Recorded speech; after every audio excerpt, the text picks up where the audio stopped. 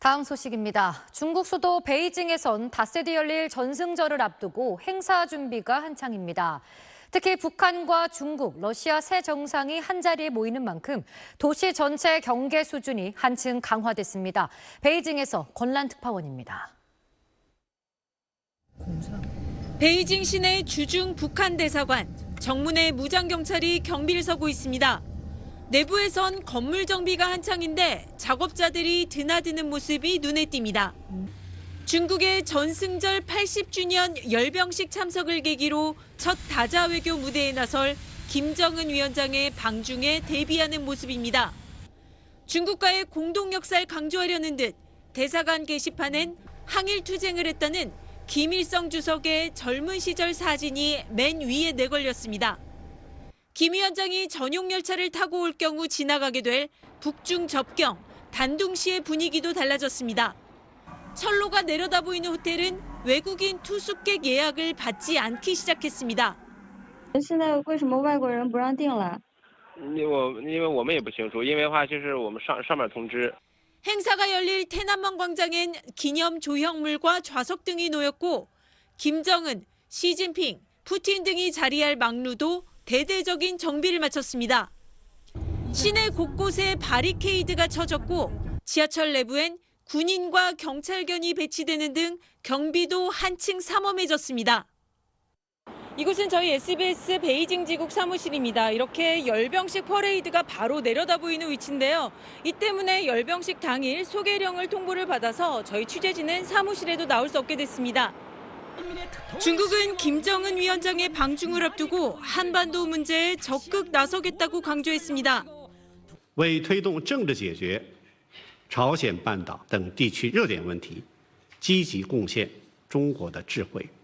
중국 관영 신화통신은 미국을 겨냥해 일방주의, 패권주의, 그리고 횡포가 심각한 해악을 끼친다면서 중국을 인류 평화 사업의 수호자라고 지켜세웠습니다. 열병식을 계기로 반서방 국가들과의 결집을 과시하며 중국 중심의 새로운 국제 질서를 구축하겠다는 의지를 드러낸 겁니다. 베이징에서 SBS 권란입니다.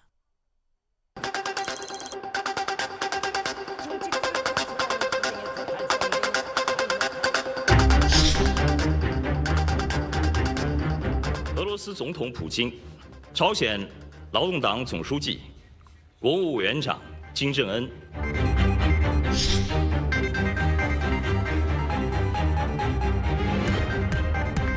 모처럼 베이징까지 가는데 전승절 열병식만 참석하진 않을 것 같고요. 북중, 북러 혹은 북중러 정상회담까지 열릴 가능성이 있는데요.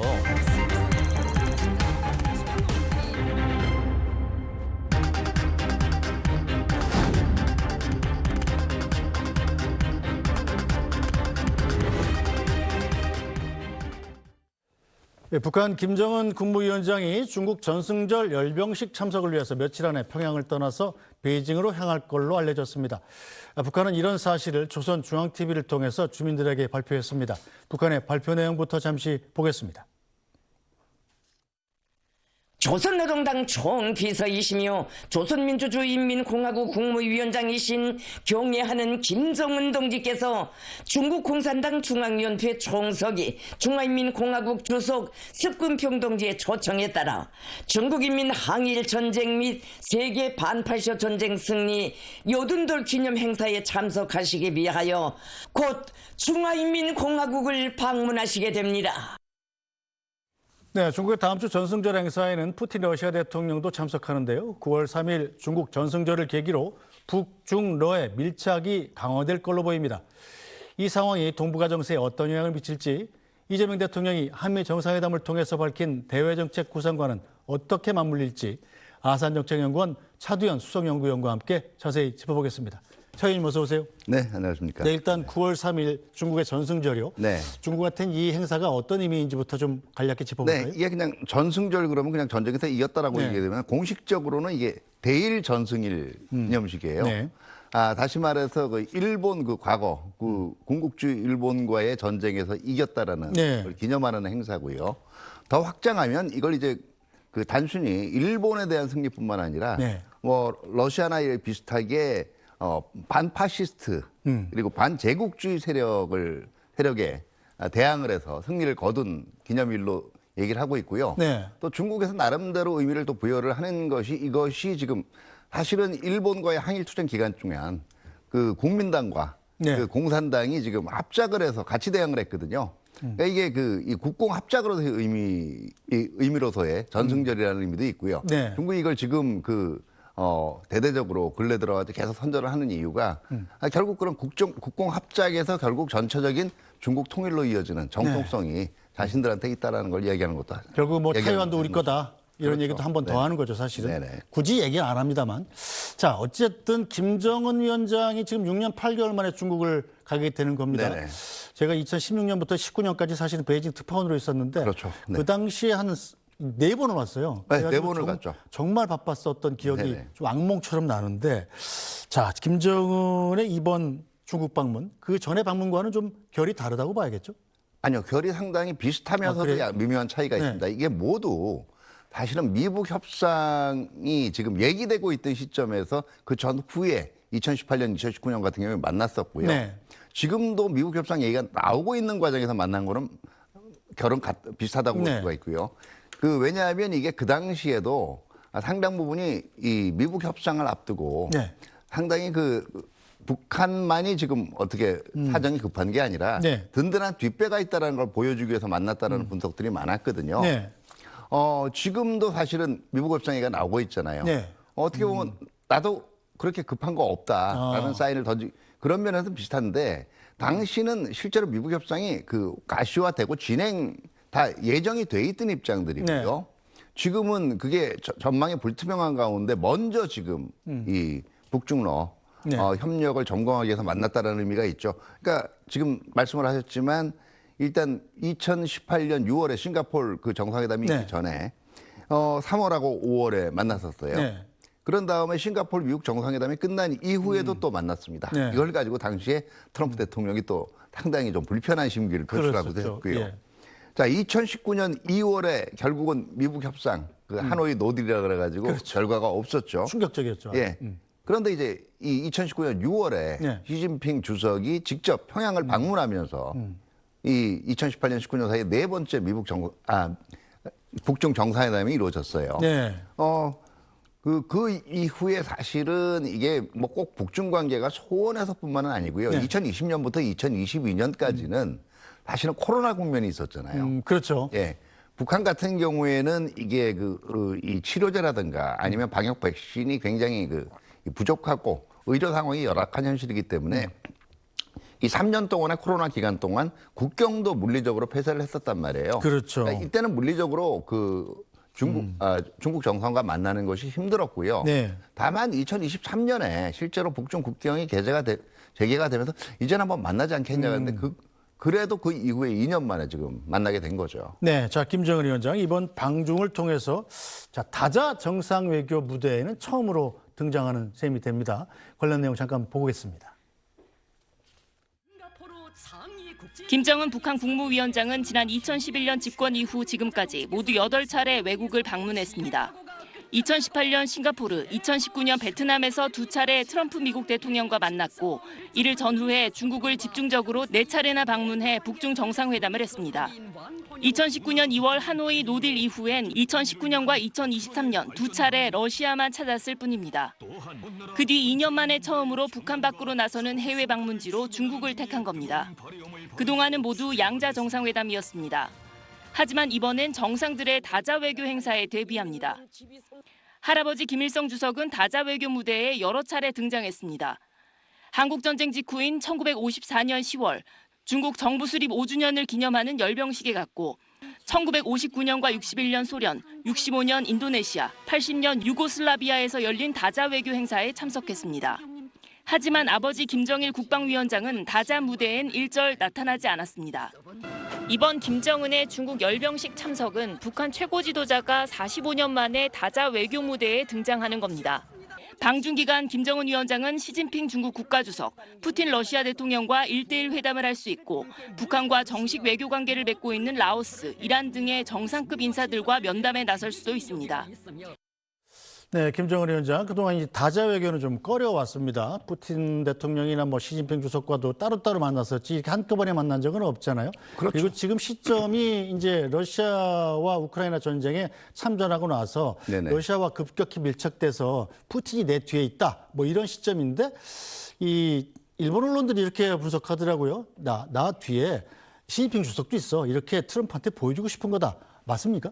네, 제가 볼 때는 일부는 타당을 하고요. 네. 왜냐하면은 지금 이 북러 관계 네. 지금 상당히 지금 밀착돼 있지만 네. 사실 러시아 단일로 이 현재 제재라든가 이제 북한 내의 여러 가지 경제 사정들을 다 극복해 나가기는 장기적으로는 한계가 있는 게 분명해요. 그렇죠. 그리고 지금 북한 같은 경우에 이 북미 협상과 관련해서 최근에 보이고 있는 태도를 보면 7월 말에 김여정 부부장 담화라든가 8월의 담화를 보면 네. 딱 메시지는 이거예요. 뭐 두 지도자 간의 관계는 나쁘지 않지만 지금 당장 만날 생각은 없다. 특히 비핵화 의제 가지고 만날 거면 만날 이유가 없다라는 네. 게 지금 북한 입장이잖아요. 근데 이제 트럼프 대통령 같은 경우에도 사실은 또 급할 거 없다는 얘기거든요. 그렇죠. 그 백악관 공식 입장이 트럼프 대통령은 항상 김정은 위원장과의 이 북한과의 대화에 대해서 리셉티브하다는 거예요. 네. 열려 있다라는 거예요. 네. 그러니까 북한이 만약에 하자 그러면 하는 거지. 그렇죠. 먼저 가서 아쉽게 아쉬운 소리 할 필요가 없다라는 그렇죠. 거거든요. 그러면 북한 입장에서는 나는 지금 충분히 미국하고 협상을 하지 않아도 군사적으로도 그렇고 경제적으로도 그렇고 잘 버텨나갈 수 있다는 걸 보여주기 위해서는 러시아만 가지고는 왠지 부족한 거예요. 네. 그러면 중국과의 그동안 조금 일부 언론에 소원해지는 게 아니냐 하는 네. 얘기들이 나왔던 네. 거를 이제 불식시킬 필요가 있고요. 네. 중국 입장에서도 전략적으로 지금 협력 관계에 있다라고는 하지만 네. 북한이 너무 중러 관계도 좋게 나타났잖아요. 그런데 네. 너무 북한이 네. 러시아만 밀착하는 걸 그냥 두고 볼 수만은 없는 거예요. 그런 면에서는 적절히 북한한테 좀 희망의 메시지도 주고 네. 또 어떤 면에서 회유한다는 측면에서 이번에 전승절 행사에 네. 초대한 게 아닌가 하는 생각을 합니다. 일단 북중러의 이해관계가 맞아 떨어졌기 때문에 삼자가 만나는 것 아니겠어요? 그렇죠. 네, 네네. 러시아도 사실은 그렇고 중국 입장에서도 사실은 북한과 러시아의 우크라이나 전쟁이 밀착된 관계에 같이 엮이는 걸 싫어했었잖아요. 그렇죠. 그런데 왜 이번에 중국은 그렇게 생각한 걸까요? 생각을 바꾼 걸까요? 네, 일단은 이걸 그대로 방치를 하게 되면 중국만 이제 어떻게 보면 북중러 관계에서 좀 입장이 이제 모호해진다는 측면도 있고요. 네. 두 번째는 중국도 지금 트럼프 대통령이 최근에 이제 여러 동맹이나 우방국들 만나면서 중국 견제라는 의도로 분명히 얘기를 하고 있거든요. 그렇죠. 그럼 우리도 나름대로 중국 입장에서도 너무 이게 이 극렬하게 미국과 대치하지 않는 선에서 나도 분명히 거기에 대한 이 대책이 있다는 걸 보여줄 필요가 있는 거죠. 특히 동북아시아 차원에서는 네. 지금 한미일 공조 이런 얘기들이 나오고 있지 않습니까? 네. 그러니까 이제 미국에 대해서도 그렇고 우리에 대해서도 그렇고 그럼 우리는 북중러 쪽으로 갈 수밖에 없다. 또 그 면도 고려하고 있다. 네. 이런 지금 메시지를 던지려고 하는 걸로 생각이 됩니다. 네, 알겠습니다. 자, 정부에선 북한 김정은 국무위원장의 방중 사실을 이미 알고 있었던 것으로 전해졌습니다. 외교부 관계자의 발언 내용도 들어보죠. 중국 전승절 열병식에 김정은 참석한다는 데 관련해서 외교부 입장이 있으신지 그리고 정부 인사 참석 혹시 추가로 논의 중인 게 있는지 여쭙습니다. 네, 먼저 정부 인사 참석과 관련해서 제가 추가로 말씀드릴 사안은 없습니다. 김정은의 열병식 참석과 관련해서 우리는 중북 관계가 한반도의 비핵화와 평화 안정에 기여하는 방향으로 발전해 나가기를 기대합니다. 네, 자 일단 중국 전승절 행사에서 우리 측에서는 우원식 국회의장이 참석하지 않습니까? 네네. 이 천안문 막루에 같이 올라갈 텐데, 네. 저도 올라가 봤습니다만 거기가 그렇게 넓지는 않아요. 그렇죠. 거기서 우원식 국회의장하고 김정은 위원장이 서로 마주칠 가능성은 없나요? 제가 볼 때는 일단 북한 입장에서 그런 구도가 만들어지는 거를 별로 싫어하겠죠? 피하려고 할 거예요. 왜냐하면은 일단 지금 한미 정상회담 기간 중인 네.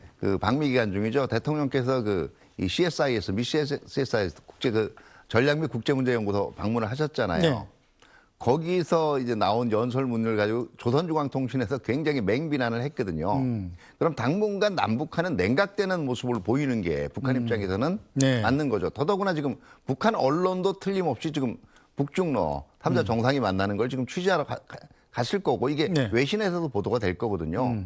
그러면 기존에 있던 거를 마치 기존에 있던 태도를 손바닥 뒤집듯이 뒤엎는 이 장면을 연출할 수가 없는 거죠, 현재로서는.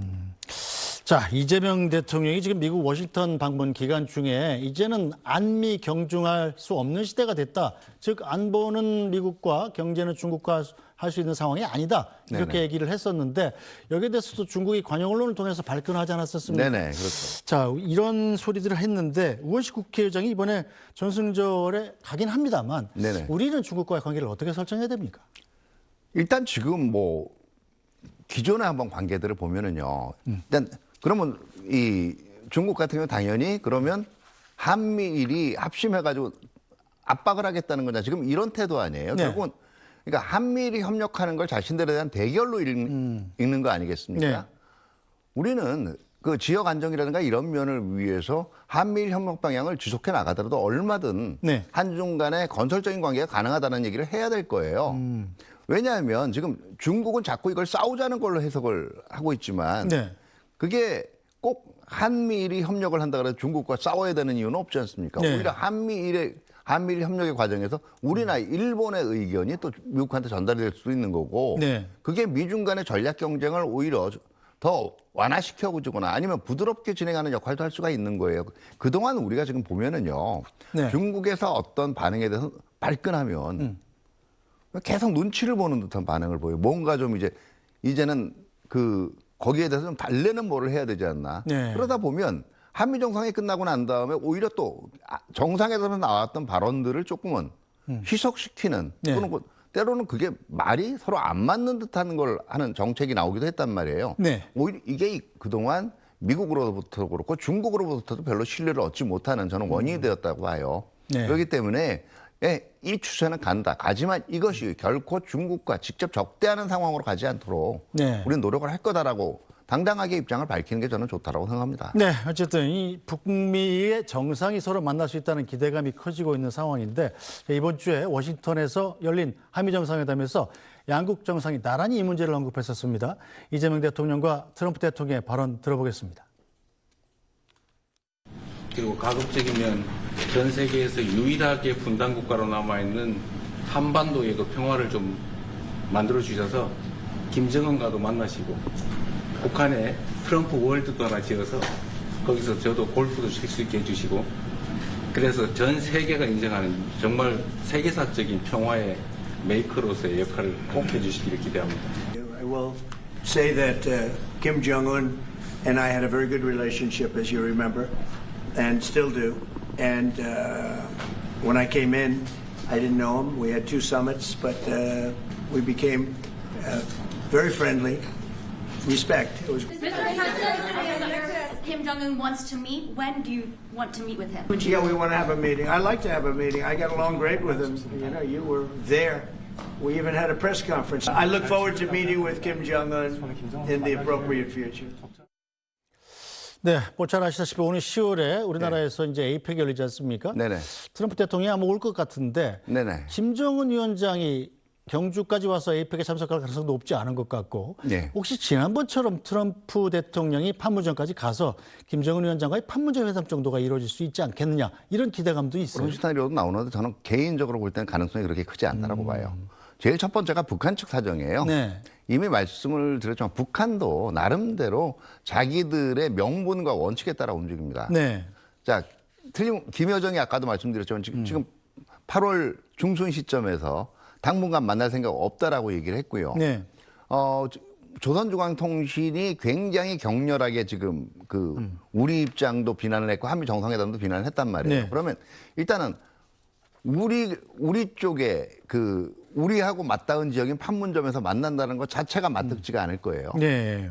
이거를 10월이면 2개월 만에 입장을 이렇게 뒤집는 게 되는데 네. 과연 이럴 수 있을까고 지금 당장은 북한이 집중하고 있는 건 다른 부분이에요. 10월 10일에 있는 네. 노동당 창건 80주년 기념 행사 네. 그리고 내년 초로 예정돼 있는 제9차 노동당 대회. 네.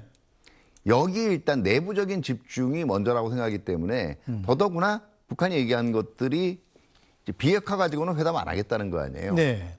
그러면 만약에 판문점 와서 만나면 또다시 이제 트럼프 대통령한테 비핵화 얘기할 텐데 이걸 수용할 수 있겠느냐.